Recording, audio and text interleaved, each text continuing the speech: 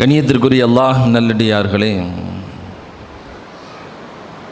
புனிதமான ரமலானுடைய மாதத்தின் இரண்டாவது பத்தினை துவங்க இருக்கிறோம். ரமலானுடைய இரண்டாவது பத்தை பற்றி முஹம்மது ரசூலுல்லாஹி ஸல்லல்லாஹு அலைஹி வஸல்லம் அன்னவர்கள் மக்ஃபிரத்திற்கான காலகட்டம், ரப்பிடமிருந்து மன்னிப்பை பெறுவதற்கான காலகட்டம் என்று ரமலானுடைய இந்த நடுப்பகுதியை ஸல்லல்லாஹு அலைஹி வஸல்லம் அன்னவர்கள் இந்த உம்மத்திற்கு அறிமுகப்படுத்தினார்கள். எனவே இந்த நடுப்பத்தில் புனிதமான இந்த ரமலானுடைய மாதத்தின் அல்லாஹ்வினுடைய மக்ஃபிரத்தை பெற்றுக்கொண்ட நன்மக்களாக நம்மை நாம் ஆக்கிக்கொள்ள வேண்டும். அதற்கான தகுதியுள்ளவர்களாக நம்மை நாம் மாற்றிக்கொள்ள வேண்டும். இந்த ரமலானுடைய மாதம் கடந்து போகிற போதும் மக்ஃபிரத்தை பெறாதவர்களை பற்றி பெருமானார் ஸல்லல்லாஹு அலைஹி வஸல்லம் அன்னவர்கள் மிக கடுமையாக சாடினார்கள். யாரையும் அவ்வளவு எளிதாக சபித்து விட மாட்டார்கள் ஸல்லல்லாஹு அலைஹி வஸல்லம் அன்னவர்கள். யாருக்கும் அவ்வளவு எளிதாக எதிராக துஆ செய்து விட மாட்டார்கள், பத்ஆ செய்து விட மாட்டார்கள் ஸல்லல்லாஹு அலைஹி வஸல்லம் அவர்கள். ஆனால் புனிதமான இந்த ரமலானுடைய காலகட்டத்தை அடைந்தும் அல்லாஹ்வினுடைய மன்னிப்பை பெற்ற நல்லடியார்களில் யார் ஆகவில்லையோ அவன் நாசமாகட்டும் என்கிற ஜிப்ரீல் அலைஹிஸ்ஸலாத்து வஸ்ஸலாம் அன்னவர்களுடைய துஆவிற்கு ஆமீன் சொன்னார்கள் எம்பெருமானார் ஸல்லல்லாஹு அலைஹி வஸல்லம் அன்னவர்கள். காரணம் என்னவென்று சொன்னால், மன்னிப்பதற்கென்றே வழங்கப்பட்ட மாதம் இந்த ரமலானுடைய மாதம். இந்த அடியானை எப்படியாவது மன்னித்து விட வேண்டும், இவன் எப்படியாவது பரிசுத்தமாகிவிட வேண்டும் என்கிற அல்லாஹ் நம் மீது செய்த கிருபையினுடைய வெளிப்பாடு தான் இந்த ரமலானுடைய மாதம். நாம் ஏற்கனவே கேள்விப்பட்டிருக்கிறோம், அல்லாஹ் இந்த அடியானை மன்னிப்பதற்காக வேண்டி அவன் தேடி தந்த வழிகள் ஏராளம். ஸல்லல்லாஹு அலைஹி வஸல்லம் அன்னவர்கள் சொல்வார்களே, ஒரு அடியான் அவனுடைய காலில் ஒரு முள் குத்தினாலும் அல்லாஹ் அதற்காக அவனுடைய ஒரு பாவத்தை மன்னிக்கிறான். ஒருவர் நோயால் பாதிக்கப்படுகிறார், அவருடைய பாவம் மன்னிக்கப்படுகிறது. ஒருவருக்கு காய்ச்சல் ஏற்பட்டால் மரத்திலிருந்து இலைகள் உதிர்ந்து விழுவதைப் போல அவருடைய பாவங்களை அல்லாஹ் உதிர்த்தி விடுகிறான் என்றார்கள் ஸல்லல்லாஹு அலைஹி வஸல்லம் அன்னவர்கள். ஒரு முஃமினுக்கு ஏற்படுகிற கவலைகள், கஷ்டங்கள், சங்கடங்கள் அனைத்திற்கும் பகரமாய் அல்லாஹ் அவனை மன்னித்து கொண்டே இருக்கிறான் என்றார்கள் ஸல்லல்லாஹு அலைஹி வஸல்லம் அன்னவர்கள். நம்முடைய தொழுகை நமக்கு மன்னிப்பை தருகிறது. ஒரு முஸ்லீம் இன்னொரு முஸ்லிமிடத்திலே முசாஃபஹா செய்கிறார், அவ்விருவர்கள் கையை கொடுத்து இருவர்களும் கையை பிரிப்பதற்கு முன்னால் அவர்களுடைய பாவங்களை மன்னித்து விடுகிறான் அல்லாஹ் என்றார்கள் ஸல்லல்லாஹு அலைஹி வஸல்லம் அன்னவர்கள். ஒருவரை பார்த்து புன்முறுவல் பூர்ப்பதும் சதகா என்றார்கள் ஸல்லல்லாஹு அலைஹி வஸல்லம் அன்னவர்கள். தொழுகைக்காக வேண்டி நடந்து வருவதும், தொழுகைக்காக வேண்டி காத்திருப்பதும், தொழுவதும், தொழுகைக்கு பின்னால் சில மணித்துளிகள் திக்ர் செய்வதும் என்று ஒரு முஃமின், ஒரு முஸ்லிம் தன்னுடைய வாழ்க்கையில், அன்றாட வாழ்க்கையில் எதையெல்லாம் அனுபவிப்பானோ அனைத்திற்கும் பகரமாய் பெருமானார் ஸல்லல்லாஹு அலைஹி வஸல்லம் அன்னவர்கள் வழங்கிய பரிசு அல்லாஹ்வினுடைய மன்னிப்பு. ஏதாவது ஒரு விதத்தில் இவனை மன்னித்து விட வேண்டும், ஏதாவது ஒரு வழியிலே இவனை மன்னித்து விட வேண்டும். ஒரு முஸ்லிம் என்னை பாவியாக சந்தித்து விடக்கூடாது என்கிற ரப்பினுடைய அந்த பேராசை அவன் நமக்கு இந்த ரமலானை வழங்கி இருக்கிறான். அதனால் தான் ரசூலுல்லாஹி ஸல்லல்லாஹு அலைஹி வஸல்லம் அவர்கள் அவ்வளவு காட்டமாக சபித்தார்கள். இந்த ரமலானை பெற்றிருந்தும் கூட ரமலான் கடக்கிற போது மக்ஃபிரத்தை பெறாதவன் அல்லாஹ்வினுடைய சாபத்திற்கு உள்ளாகட்டும் என்கிற பெருமானார் ஸல்லல்லாஹு அலைஹி வஸல்லம் அன்னவர்களுடைய வருத்தத்தின் வெளிப்பாடு இதுதான். அல்லாஹ் ஜல்ல ஷஅனஹு தஆலா மன்னிப்பிற்கான வழிகளை நமக்கு லேசாக்கி தந்திருக்கிறான். ஒரு ரமலானுடைய காலகட்டத்தை நாம் எடுத்து பார்க்கிறோம். ஒருவர் ரமலானிலே அல்லாஹ்வினுடைய திருப்தியை எதிர்பார்த்து நன்மையை எதிர்பார்த்து இரவு முழுக்க வழங்குகிறார் என்று சொன்னால், இரவிலே இபாதத்து செய்கிறார் என்று சொன்னால், ரமலானுடைய மாதத்திலே இபாதத்து செய்கிறார் என்று சொன்னால் அவருடைய முன்பின் பாவங்கள் மன்னிக்கப்படுகிறது என்றார்கள் ஸல்லல்லாஹு அலைஹி வஸல்லம். ஒரு நோன்பு அடியானுக்காக வேண்டி ஷஃபாஅத் செய்து சுவனத்தில் அவனை கொண்டு போய் நுழைக்கிறது என்றார்கள் ஸல்லல்லாஹு அலைஹி வஸல்லம் அவர்கள். தஹஜ்ஜுதினுடைய தொழுகை ஒரு முஃமினுக்கு அவனுடைய கபரில் வெளிச்சமாக வந்து நிற்கும் என்று சொன்னார்கள் ஸல்லல்லாஹு அலைஹி வஸல்லம் அவர்கள். இஃப்தாருக்காக வேண்டி ஏற்பாடு செய்து கொடுப்பதும், சஹருக்காக வேண்டி ஒரு சக முஸ்லிமுக்கு உணவு கொடுப்பதும் பாவ மன்னிப்பிற்கு காரணமாக ஆகும் என்று வழிகாட்டினார்கள் ஸல்லல்லாஹு அலைஹி வஸல்லம் அவர்கள். சுருக்கமாய் சொல்ல போனால், இந்த உம்மத்தை, இந்த மனித குலத்தை மன்னிப்பதற்காக வேண்டி அல்லாஹ் வழங்கிய ஒரு மிகப்பெரிய ஒரு ஆஃபர் இந்த ரமலானுடைய மாதம். திரும்புகிற திசையெல்லாம் அல்லாஹ்வினுடைய ரஹ்மத்தும் மக்ஃபிரத்தும் மட்டும்தான். எந்த திசைக்கு நாம் சென்றாலும் ரமலானுடைய காலகட்டத்தில் ஒருவர் சதக்கா செய்கிறார், அதுவும் அல்லாஹ்விடத்தில் அவருக்கு மன்னிப்பை பெற்றுத் தரும். ஒரு சக முஸ்லீமுக்கு ஆறுதலான அவர் சொல்லக்கூடிய ஒரு வார்த்தை அல்லாஹ்விடத்தில் மன்னிப்பை பெற்றுத் தரும். எந்த ஒரு நற்காரியத்திற்காக வேண்டி அவர் எடுக்கக்கூடிய எந்த ஒரு முன்னெடுப்பும் அல்லாஹ்விடத்தில் மன்னிப்பை பெற்றுத் தரும். ரமலானுடைய மாதத்தை ஒருவன் அடைந்தாலேயே அவன் அல்லாஹ்வினுடைய மக்ஃபிரத்திற்கு உள்ளாகி விடுகிற சூழலில், இந்த ரமலானுடைய காலகட்டம் கடக்கிற போதும் பாவ மன்னிப்பு பெற்றவர்களுடைய பட்டியலில் நம்முடைய பெயர் இல்லை என்று சொன்னால் அவன் எவ்வளவு பெரிய துர்பாக்கியசாலி என்பதை பெருமானாருடைய அந்த வார்த்தையின் வழியாக, பெருமானாருடைய அந்த பத்ஆவின் வழியாக நம்மால் உணர்ந்து கொள்ள முடிகிறது. கண்ணியத்திற்குரிய முஃமினீன்களே, அல்லாஹ் ஜல்ல ஷஅனஹு தஆலா தன்னுடைய வாசலை புனிதமான இந்த ரமலானுடைய காலகட்டத்தில் திறந்து வைத்திருக்கிறான். என்னிடத்தில் மன்னிப்பு கோருபவர்கள் உண்டா, நான் மன்னிக்கிறேன். இந்த பிரபஞ்சத்தில் தன்னுடைய அடியார்களை இவ்வளவு எளிதாக மன்னித்து விடக்கூடிய, தன்னுடைய அடியார்களை இவ்வளவு கருணை பார்வை கொண்டு பார்க்கக்கூடிய ஒரு வரலாறு இருக்கிறது என்று சொன்னால், அருமைநாயகம் ஸல்லல்லாஹு அலைஹி வஸல்லம் அவர்கள் காட்டித்தந்த இந்த இஸ்லாமிய மார்க்கத்தில் மட்டும்தான். எத்தனையோ மதங்களும் மார்க்கங்களும் அவரவர்களுடைய நம்பிக்கைக்கு ஒரு கடவுளை கற்பித்துக் கொள்கிறார்கள். அவர்களுடைய மார்க்கங்களில் பாவ மன்னிப்பை நீங்கள் எடுத்து பார்த்தீர்கள் என்று சொன்னால் உங்களுக்கு தெரியும், நம்முடைய மார்க்கத்தில் பாவ மன்னிப்பிற்காக வேண்டி சொல்லித்தரப்பட்ட வழிமுறை உலகத்தில் வேறு எந்த மார்க்கத்திற்கும் இல்லை. சில மார்க்கம் இருக்கிறது, கர்மா விதி என்று சொல்லுவார்கள். அதற்கு என்ன அர்த்தம் என்று சொன்னால், ஒருவன் பாவம் செய்தால் அந்த பாவத்திற்கான ஒரே பரிகாரம், அதற்கான தண்டனையை அவன் அனுபவித்து தீர வேண்டும். தப்பிப்பதற்கான எந்த வழியும் இல்லை. வேண்டுமானால் அவனுடைய பாவத்தை குறைத்து கொள்ளலாமே ஒழிய, ஏதேனும் பரிகாரங்களின் வாயிலாக, நீராடுவதின் மூலமாக, சில தியானங்கள் செய்வதின் மூலமாக, பூஜைகள் செய்வதன் மூலமாக பாவத்தின் வீரியத்தை குறைத்து கொள்ள முடியுமே ஒழிய, பாவ மன்னிப்பை அவர்கள் அவ்வளவு எளிதாக பெற்றுக்கொள்ள முடியாது என்று சில மார்க்கம் சொல்லுகிறது. சில மார்க்கங்களை பார்க்கிறோம், அவர்கள் தங்களுடைய பாவங்கள் மன்னிக்கப்படுவதற்காக வேண்டி பாதிரிமார்களிடத்தில் போய் தங்களுடைய பாவங்களை முதலில் ஒப்பிக்க வேண்டியது இருக்கிறது. தான் என்ன பாவம் செய்தேன் என்பதை பாதிரிகளிடத்திலே முதலில் சொல்ல வேண்டும். அவர்கள் தான் கடவர்களுக்கு இடைத்தரகர்களாக இருந்து பாவ மன்னிப்பை பெற்றுத் தருவார்கள். யூதர்களுக்கெல்லாம் பார்க்கிறோம், வருடத்திற்கு ஒரு முறை யௌம கிஃபார் என்று அவர்களுக்கு பாவ மன்னிப்பிற்கென்று ஒரு தனி நாள், பாவங்கள் மன்னிக்கப்படுவதற்கு தகுதியான நாளும் அதுதான். அன்றைக்குத்தான் அவர்கள் தாங்கள் உலகத்தில் செய்த எல்லா பாவங்களுக்குமான பரிகாரத்தை தேடிக்கொள்வார்கள். இப்படி ஏராளமான பாவ மன்னிப்பினுடைய வழிமுறைகள் மற்ற மார்க்கங்களில் இருக்கிற போது, அல்லாஹ் நமக்கு அளித்த இந்த இஸ்லாமிய மார்க்கத்தை எடுத்து பார்க்கிறோம், எந்த இடைத்தரகர்களும் இங்கே தேவையில்லை. சில நேரங்களில் எந்த பரிகாரங்களும் இங்கே தேவையில்லை. சில மதங்கள் பணங்களை செலவு செய்ய வேண்டும் என்று சொல்லுகிறது, இங்கே பணத்திற்கான வேலை இல்லை. சீனா போன்ற இடங்களில் அவர்கள் கொண்டிருக்கக்கூடிய மார்க்கங்களுக்கு இப்படி சில விதிகள் உண்டு.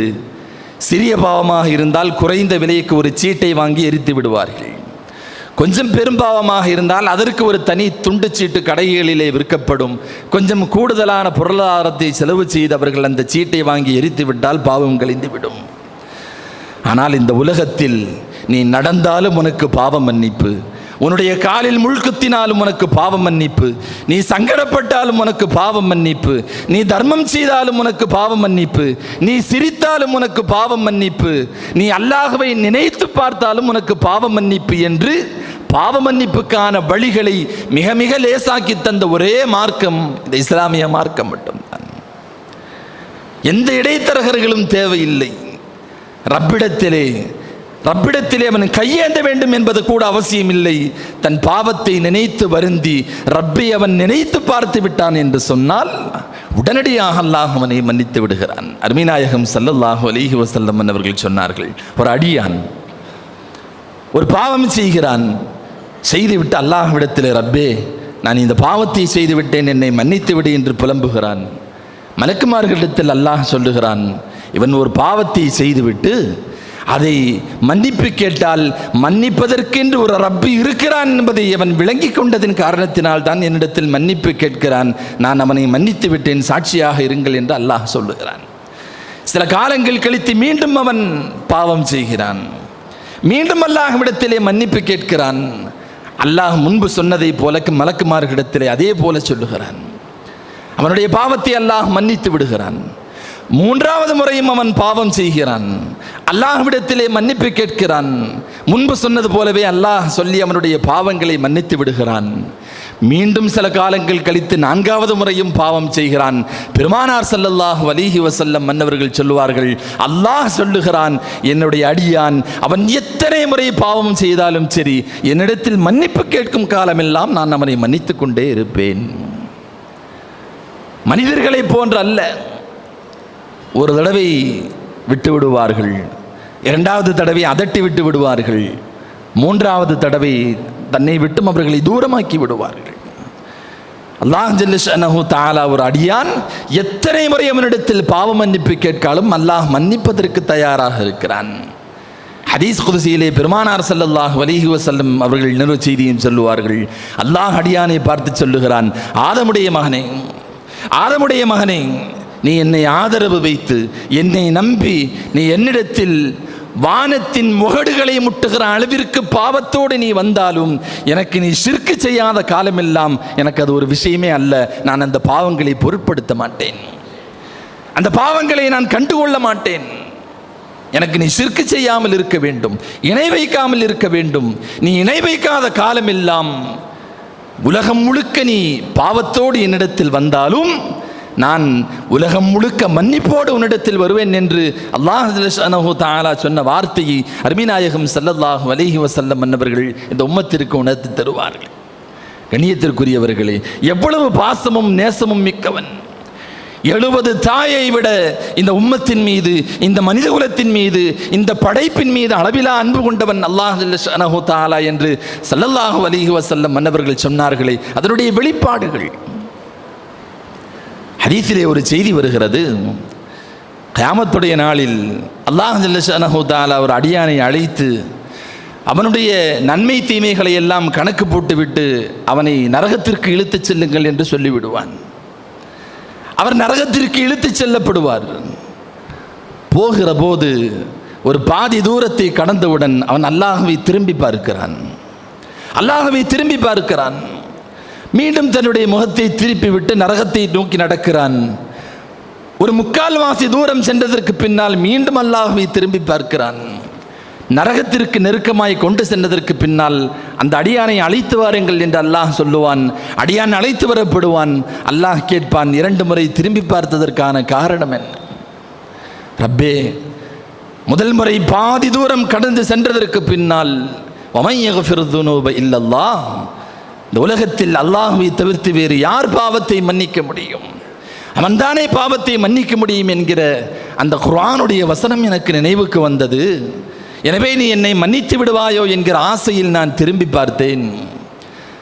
இருந்தாலும் சிறு தூரம் கடந்து சென்றதற்கு பின்னால் குல் யா இபாதியல்லதீன அஸ்ரஃபு அலா அன்ஃபுஸிஹிம் லா தக்னது மிர் ரஹ்மத்தில்லாஹ், பாவம் செய்துவிட்ட என்னுடைய அடியார்களே, நீங்கள் என்னுடைய ரஹ்மத்தின் மீது, என்னுடைய மகஃபிரத்தின் மீது நீங்கள் நம்பிக்கை இழந்து விட வேண்டாம் என்கிற உன்னுடைய அந்த திருவசனம் எனக்கு மீண்டும் ஞாபகம் வந்தது. நான் அப்பொழுது நினைத்தேன், நிச்சயமாக நீ என்னை கைவிட மாட்டாய் என்று நான் நினைத்தேன். எனக்கு மென்மேலும் நீ என்னை மன்னித்து விடுவாய் என்கிற ஆதரவு அதிகரித்தது. அதனால் திரும்பி பார்த்தேன் என்று அந்த அடியான் சொல்லுகிற போது, அந்த கஃபர்த்தலுக்கும் நான் உன்னை மன்னிச்சிட்டேன், நீ போயிருந்து அல்லாஹ் ஜல்லஷஅனஹு தஆலா சொல்லுவான் என்று அருமை நாயகம் ஸல்லல்லாஹு அலைஹி வஸல்லம் அவர்கள் சொல்லுவார்கள். கணியத்திற்குரியவர்களே, அல்லாஹ் இந்த அடியானை மன்னிப்பதற்கான வழிகளை தேடிக்கொண்டே இருக்கிறான். அவனுடைய வாசலை நாம் தட்டிவிட்டோம் என்று சொன்னால், அவன் மாட்டடா, அல்லாஹ் தானா வந்து நம்மை மன்னிக்கிற போது நாம் ரப்புடைய வாசலுக்கு போய்விட்டோம் என்று சொன்னால், அல்லாஹ் ஜல்லஷஅனஹு தஆலா எப்பேற்பட்ட பாவமாக இருந்தாலும் இந்த இழுத்தடிக்கிற வேலையெல்லாம் ரப்பிட்ட கிடையாது. நம்முடைய முதலாளிகள் நம்மிடத்தில் காட்டுவதை போல, நமக்கு மேல் இருக்கக்கூடியவர்கள் நம்மிடத்திலே காட்டுவதை போல இழுத்தடிக்கிற வேலை ரப்புக்கு கிடையாது. அல்லாஹ் எதிர்பார்ப்பதெல்லாம் இந்த அடியான் என்னிடத்தில் பாவ மன்னிப்பு கேட்க வேண்டும் என்று நினைக்கிறானா என்பதைத்தான் அல்லாஹ் யோசிக்கிறான். அது இருக்கிறது என்று சொன்னால் அவன் பாவ மன்னிப்பு கேட்பதற்கு முன்னாலேயே ரப்பு மன்னித்து விடுவான். எந்த பாவத்தினாலும் அல்லாஹ்விற்கு எந்த லாபமோ நஷ்டமோ ஏற்பட்டு விட போவதில்லை. அதனால் தான் அல்லாஹ் சொல்லுகிறான், ஷிர்க்கை தவிர்த்து வேறு எவ்வளோ பெரிய பாவத்தோடு நீ இடத்தில் வந்தாலும் எனக்கு அது ஒரு விஷயம் அல்ல, நான் அதை பொருட்படுத்த மாட்டேன். கணியத்திற்குரிய முஃமினீன்களே, அல்லாஹ்விடத்திலே பாவ மன்னிப்பு கேட்க வேண்டும் என்று ஒரு அடியான் நினைக்கிற போது, யோசிக்கிற போதே அல்லாஹ் அவனை மன்னித்து வருவதற்கு தயாராகி விடுகிறான். பெருமானார் ஸல்லல்லாஹு அலைஹி வஸல்லம் அவர்கள் சொல்லுவார்கள், ஆகிரத்திலே ஒரு மனிதன் அல்லாஹ்விற்கு முன்னால் நிறுத்தப்படுவான், கணக்கு வழக்குகளுக்கெல்லாம் பார்க்கப்படும். மலக்குமாரிடத்தில் அல்லாஹ் கேட்பான், அவனுடைய அமால் நாமாவில் ஏதாவது ஒரு நன்மை இருக்குதான்னு பாருங்க. ரப்பே, ஒரு நன்மையும் இல்லை, எந்த நன்மையும் இல்லை. அப்பொழுது அல்லாஹ் ஜல்லஷஅனஹு தஆலா சொல்லுவான், இல்லை. ஒரு முறை அவன் உறங்கிக் கொண்டிருக்கிற போது இடையிலே விழித்தான். லேசாக புரண்டு படுக்கிற போது என்னை திக்ரு செய்ய வேண்டும் என்று அவன் நினைத்தான். ஆனால் அவனுடைய தூக்கம் அவனை மிகைத்து விட்டது. என்னை திக்ரு செய்யாமலேயே உறங்கிவிட்டான். அவனுடைய அந்த நல்லெண்ணத்தை நான் பொருந்தி கொண்டேன், இவனை மன்னித்து விட்டேன், சுவனத்திற்கு அனுப்புங்கள் என்று ரப்பு சுப்ஹானஹு வ தஆலாவினுடைய அந்த வார்த்தை இந்த உம்மத்தை, இந்த மனித குலத்தை, இந்த படைப்பை அல்லாஹ் மன்னிப்பதற்காக வேண்டி மட்டுமே படைத்தானோ என்று நமக்கு என்ன தோன்றுகிறது. யதார்த்தம் அதுதான். பாவம் செய்கிற தன்மையை, பாவம் செய்கிற சூழலை உருவாக்கி தந்த ரப்பு சுப்ஹானஹு வ தஆலா அந்த பாவ மன்னிப்பை வழங்குவதிலேயும் சர்வசாதாரணமாக பெரிய ஒரு தளர்வுகளை கொண்டவன், எந்த விதமான கெடுபிடிகளையும் செய்யாதவன் ரப்பு சுப்ஹானஹு வ தஆலா. ஏதாவது ஒரு வழியில் அடியானை மன்னித்து விட வேண்டும், ஏதாவது ஒரு திசையில் அவனை மன்னித்து விட வேண்டும். ஒரு சின்ன காரணம் கிடைச்சிட்டா கூட அவனை மன்னிச்சிடணும். அருமைநாயகம் ஸல்லல்லாஹு அலைஹி வஸல்லம் அவர்கள் அரஃபாவினுடைய மைதானத்தில் ரப்பிடத்திலே கையேந்தினார்கள். ரப்பே, ரப்பே, என்னுடைய உம்மத்தை நீ முழுமையான முறையிலே மன்னித்து விட வேண்டும், அவர்களுக்கு நீ பாவ மன்னிப்பை முழுமையாக வழங்கிவிட வேண்டும். அல்லாஹ் ஜல்லஷஅனஹு தஆலா சொன்னான், அடியார்களுக்கும் எனக்கும் இடையிலான எல்லா பாவங்களையும் உங்களுடைய உம்மத்திற்கு நான் மன்னித்து தந்து விடுகிறேன் நாயகமே. ஆனால் ஒரு அடியான் இன்னொரு அடியானுக்கு செய்யக்கூடிய பாவத்தை அவன் மன்னிக்காதவரை நான் மன்னிக்க மாட்டேன். அது அவன்தான் மன்னிக்கணும், நான் மன்னிக்க மாட்டேன். பெருமானார் ஸல்லல்லாஹு அலைஹி வஸல்லம் அன்னவர்களுடைய முகம் கவலையால் ஆழ்ந்து போய்விட்டது. பெருமானாருடைய முகத்தில் கவலைக்கான கோடுகள் இருந்தது. ஸல்லல்லாஹு அலைஹி வஸல்லம் அன்னவர்கள் அரஃபாவில் இருந்து அடுத்த முஸ்தலிஃபாவிற்கு வந்தார்கள். ஹஜ்ஜினுடைய காலகட்டத்தில் முஸ்தலிஃபாவினுடைய பகல் நேரத்தில் அருமை நாயகம் ஸல்லல்லாஹு அலைஹி வஸல்லம் அன்னவர்களுடைய முகத்தில் முன்னெப்போதும் இல்லாத அளவிற்கு உண்டான மகிழ்ச்சி.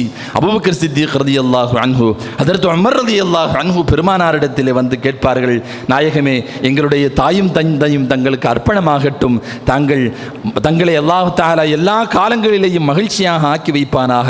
இந்த மகிழ்ச்சிக்கான காரணம் என்ன? ஏன் சிரிக்கிறீர்கள் நாயகமே என்று பெருமானாரிடத்திலே கேட்டபோது ஸல்லல்லாஹு அலைஹி வஸல்லம் அன்னவர்கள் சொன்னார்கள், நான் அல்லாஹ்விடத்திலே துஆ செய்தேன், என் உம்மத்தை முழுமையாக மன்னிக்க வேண்டும் என்று. அடியானுக்கும் எனக்குமான பாவத்தை நான் மன்னித்து விடுகிறேன் என்று முதலில் வாக்களித்தான் அல்லாஹ். ஆனால் ஒரு அடியார் இன்னொரு அடியாருக்கு இடையில் செய்யப்படக்கூடிய அநீதிகளுக்கு நாளை மறுமையில் அவர்கள் தீர்ப்பு வழங்கப்படுவார்கள். இந்த அடியான் மன்னிக்காதவரை அவனை நான் மன்னிக்க மாட்டேன் என்று அல்லாஹ் சொல்லிவிட்டான். ஆனால் இன்றைக்கு மீண்டும் அல்லாஹ் ஜல்ஷானஹு தஆலாவிடத்திலே நான் ஒரு கோரிக்கை வைத்தேன். ரப்பே, அநீதி இழைக்கப்பட்ட அந்த அடியானுக்கு நீ ஏதாவது ஒரு பரிசை வழங்கி, சொர்க்கத்தினுடைய ஏதாவது ஒரு நியமத்தை வழங்கி, அதற்கு பகரமா இவனை நீ மன்னித்து விடலாமே என்று ரப்பிடத்திலே நான் கேட்டேன். நாளை மறுமை நாளில் அல்லாஹ் ஜல்ஷானஹு தஆலாவிடத்தில் 2 அடியார்கள் வந்து நிறுத்தப்படுவார்கள். ஒருவர் இன்னொருவருக்கு அநீதி இழைப்பார். இவன் அல்லாஹ்விடத்திலே கேட்பான், ரப்பே, இவன் எனக்கு அநீதி செய்தவன், எனவே அதற்கான உரிமையை நீ எனக்கு வாங்கித்தா என்று கேட்பான். அல்லாஹ் ஜல்ஷானஹு தஆலா அவனிடத்தில் இந்த வாதம் நடைபெறும். அவன் எனக்கு அநீதி இழைத்திருக்கிறான், அதற்கான பரிகாரத்தை, அதற்கான பிரதி உபகாரத்தை நீ எனக்கு வாங்கித்தர வேண்டும், உரிமையை வாங்கித்தர வேண்டும் என்று அல்லாஹ்விடத்திலே கேட்பான். ஸல்லல்லாஹு அலைஹி வஸல்லம் சொல்லும்போது கண்ணீர் விடித்தார்கள். இந்த நேரத்தில் என்ன சொன்னால், நாளை மறுமை நாளில் ஒரு அடியான் தன்னுடைய பாவத்தை இன்னொருவன் சுமக்க வேண்டும் என்று ஆசைப்படுவான் என்றார்கள் ஸல்லல்லாஹு அலைஹி வஸல்லம். அங்கே யாரும் விட்டு கொடுக்கறதுக்கு தயாராக இருக்க மாட்டான். எல்லோருடைய ஒரே எண்ணமும் இலக்கும் நாம் எப்படியாவது ஜெயித்து சொர்க்கத்திற்கு போய்விட வேண்டும் என்கிற எண்ணம் தான் இருக்கும். ஸல்லல்லாஹு அலைஹி வஸல்லம் மன்னவர்கள் சொன்னார்கள் தொடர்ந்து, இந்த அடியான் அல்லாஹ்விடத்திலே சொல்லுவான், ரப்பே, அவனிடமிருந்து நன்மையை எனக்கு நீ பெற்றுத்தான். அல்லாஹ் சொல்லுவான், அவன்கிட்ட எந்த நன்மையும் இல்லையப்பா. அப்படின்னா பரவாயில்ல, என்கிட்ட கொஞ்சம் பாவம் இருக்குது, தேவையான அளவிற்கு என்னுடைய பாவத்தை எடுத்து அவனுடைய முதுகில் நீ சுமத்தி விடு என்று சொல்லுவான். ஸல்லல்லாஹு அலைஹி வஸல்லம் அழுதுட்டே சொன்னாங்க இது. அப்படி அடியார்கள் விட்டு கொடுக்காமல் அல்லாஹ்விடத்திலே அங்கே சண்டை போட்டு கொண்டிருப்பார்கள். அல்லாஹ் ஜல்ஷானஹு தஆலா சுவனத்தை நோக்கி ஒரு மாளிகையை அவனுக்கு காட்டுவான். ஒரு மாளிகையை அவனுக்கு காட்டுவான். அதை பார்த்து அநீதி இழைக்கப்பட்ட அந்த மனிதன், ரப்பே, இது யாருக்கு சொந்தமான மாளிகை? எந்த நபி இதற்குள் நுழைய போகிறார்? எந்த சித்தீக் இதற்குள் நுழைய போகிறார்? இவ்வளவு பிரமாண்டமா, இவ்வளவு அழகாக இருக்கிறது என்று சொல்லுகிற போது அல்லாஹ் சொல்லுவான், இதற்கான விலையை விரும்பினால் நீயும் கொடுக்க முடியும் என்று அல்லாஹ் சொல்லுவான். உன்னால் முடியும் அந்த விலையை கொடுப்பதற்கு. என்ன விலை ரப்பே? இதோ உன்னுடைய சகோதரனை நீ மன்னித்து விட வேண்டும், அதுதான் விலை. அவனை மன்னித்து விடுவான். பெருமானார் ஸல்லல்லாஹு அலைஹி வஸல்லம் அவர்கள் சொல்லுவார்கள், நீங்கள் 2 பேரும் கைகோர்த்து சேர்ந்து சுவனத்திற்குள்ளே நடந்து செல்லுங்கள் என்று அல்லாஹ் அந்த 2 அடியார்களையும் பார்த்து உத்தரவிடுவான் என்று பெருமானார் ஸல்லல்லாஹு அலைஹி வஸல்லம் அவர்கள் மனதார மகிழ்ச்சியோடு சொல்லிவிட்டு ஸல்லல்லாஹு அலைஹி வஸல்லம் அவர்கள் சொன்னார்கள், அல்லாஹ் எனக்கு என் உம்மத்திற்கு மன்னிப்பதற்கான இப்படி ஒரு வழியை தந்ததை பார்த்து ஷைத்தான் தன்னுடைய தலையிலே மண்ணை போட்டுக்கொண்டான். ஐயோ கேடு, எனக்கு ஏற்பட்ட கை சேதமே, அடியார்களை இப்படியெல்லாம் அல்லாஹ் மன்னிக்க ஆரம்பித்து விட்டானே என்று அவன் புலம்புகிற காட்சியை பார்த்து நான் சிரித்தேன் என்று பெருமானார் ஸல்லல்லாஹு அலைஹி வஸல்லம் அவர்கள் சொல்லுவார்கள். மற்றொரு ஹதீஸிலே வருகிறது, அல்லாஹ் இடத்திலே ஷைத்தான், ரப்பே, உன்னுடைய கண்ணியத்தின் மீதும் கம்பீரத்தின் மீதும் சத்தியமாக நான் சொல்லுகிறேன், உன்னுடைய அடியார்களின் உடலில் உயிர் இருக்கிற வரை அவர்களை நான் வழிகெடுத்து கொண்டே இருப்பேன். எல்லா திசைகளிலேயும் அவர்களை வந்து நான் வழிகெடுப்பேன். அவர்களில் ஒருவரையும் நீ உனக்கு நன்றியுள்ளவர்களாக நீ பெற்றுக்கொள்ள மாட்டாய் என்று ஷைத்தான் சவால் விட்ட போது அல்லாஹ் சொன்னான், என்னுடைய கண்ணியத்தின் மீதும் என்னுடைய கம்பீரத்தின் மீது சத்தியமாக நான் சொல்லுகிறேன், என் அடியான் என்னிடத்தில் பாவம் மன்னிப்பு கேட்கும் காலமெல்லாம் நான் அவனை மன்னித்து கொண்டே இருப்பேன். என்னிடத்தில் அவன் வருகிற காலமெல்லாம் அவனை நான் மன்னித்து கொண்டே இருப்பேன். கண்ணியத்திற்குரியவர்களே, அல்லாஹ் இந்த உம்மத்தை, இந்த மனித குலத்தை மன்னிப்பதற்கு அவன் தேடிய வழிகளை போல் உலகத்தில் வேறு எந்த மார்க்கமும் நமக்கு சொல்லித் தரவில்லை. கண்ணியத்திற்குரிய முஃமினீன்களே, அல்லாஹ் அப்பேற்பட்ட மன்னிப்போடு இந்த புனிதமான இந்த ரமலானுடைய காலகட்டத்தில் நம்மை எதிர்நோக்கி இருக்கிறான். பெருமானார் ஸல்லல்லாஹு அலைஹி வஸல்லம் மன்னவர்கள் மன்னிப்பு பெறாதவனை ஏன் சபித்தார்கள் என்பதற்கான கனத்தை நம்மால் இப்பொழுது புரிந்து கொள்ள முடியும். எவ்வளவு வாய்ப்புகள்! ரமலானுடைய காலகட்டத்தில், ரமலானுடைய நேரம், இபாதத்தை செய்யக்கூடிய நேரம், நாம் பிறருக்கு செய்யக்கூடிய சேவை என்பதை எல்லாம் தாண்டி அல்லாஹ் ஜல்லஷானஹு தஆலா தஹஜ்ஜுதுடைய நேரத்தை தந்திருக்கிறான். பாவ மன்னிப்பிற்காக வேண்டி புனிதமான லைலத்துல் கத்ருடைய இரவை தந்திருக்கிறான். எல்லா பாவங்களும் மன்னிக்கப்படுவதற்கான இரவு. அதே போல் நோன்பு முடிந்ததற்கு பின்னால் எல்லோருக்கும் பொது மன்னிப்பு வழங்கப்படுகிறது என்று சொன்னார்களே ஸல்லல்லாஹு அலைஹி வஸல்லம் அவர்கள்.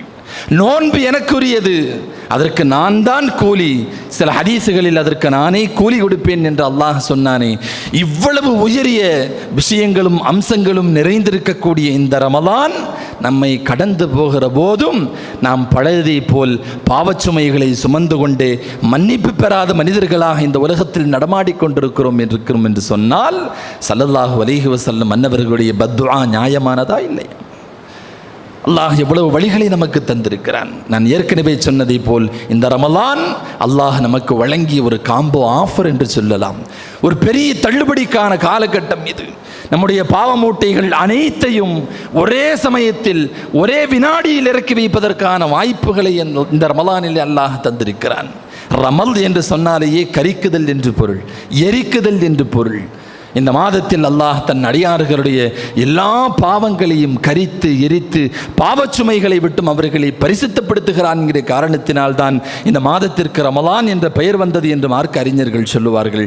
எனவே கண்ணியத்திற்குரிய முஃமினீன்களே, புனிதமான இந்த ரமலானுடைய 2வது பத்தில் பெருமானார் நமக்கு அறிமுகப்படுத்தியதை போல் மக்ஃபிரத்தை பெற்றுக்கொள்ளக்கூடிய நன்மக்களாக நாம் மாற வேண்டும். ஒருவருக்கொருவர் நாம் மன்னித்து வாழ வேண்டும். அல்லாஹ்விடத்திலேயும் அதிகமாய் மன்னிப்பு பெற்றவர்களாக ஸல்லல்லாஹு அலைஹி வஸல்லம் அவர்கள் சொன்னார்கள், நாளை மறுமை நாளில் யாருடைய அமால் நாமாவிலே அதிகமான இஸ்திக்ஃபார்கள், அதிகமான பாவ மன்னிப்புகள் இருக்கிறதோ அவர்களுக்கு சுப செய்தி உண்டாவதாக, சோபனம் உண்டாவதாக என்று பெருமானார் தங்களுடைய முபாரக்கான நாவினால் நமக்காக துஆ செய்திருக்கிறார்கள் என்று சொன்னால் அந்த துஆவிற்கு தகுதியுள்ளவர்களாக நம்மை நாம் ஆக்கிக் கொள்ள வேண்டும். ஒவ்வொரு நாளும் குறிப்பாக புனிதமான இந்த ரமலானுடைய காலகட்டத்தில் அல்லாஹ்வை பிடித்து உலுக்க வேண்டும். அவனிடத்தில் புலம்பி கெஞ்சி அல்லாஹ்வினுடைய மக்ஃபிரத்திற்கு, அவனுடைய மக்ஃபிரத்தினுடைய சொந்தக்காரர்களாக நாம் மாற வேண்டும். ரப்பு சுப்ஹானஹு வ தஆலா பேர்பட்ட நல்லடியார்களில் அல்லாஹ் நம் எல்லோரையும் ஆக்குவானாக. புனிதமான இந்த ரமலான் நம்மை விட்டும் கடந்து போகிற போது அல்லாஹ்வினுடைய அடியார்களில் மக்ஃபிரத்து பெற்ற நல்லடியார்களுடைய பட்டியலில் அல்லாஹ் நம் எல்லோரையும் ஒன்று சேர்த்தருள்வானாக. அல்லாஹ் நம் எல்லோரையும் இங்கே ஒங்கு ஊட்டியதை போல் நாளை ஆখিরাத்திலேயும் ஜன்னத்துல் ஃபிர்தௌஸ் என்ற உயர்ந்த சுவனத்தில் அல்லாஹ் ஒன்று சேர்த்தருள்வானாக. வ ஆகிர் தஅவானா அல்ஹம்துலில்லாஹி ரப்பில் ஆலமீன்.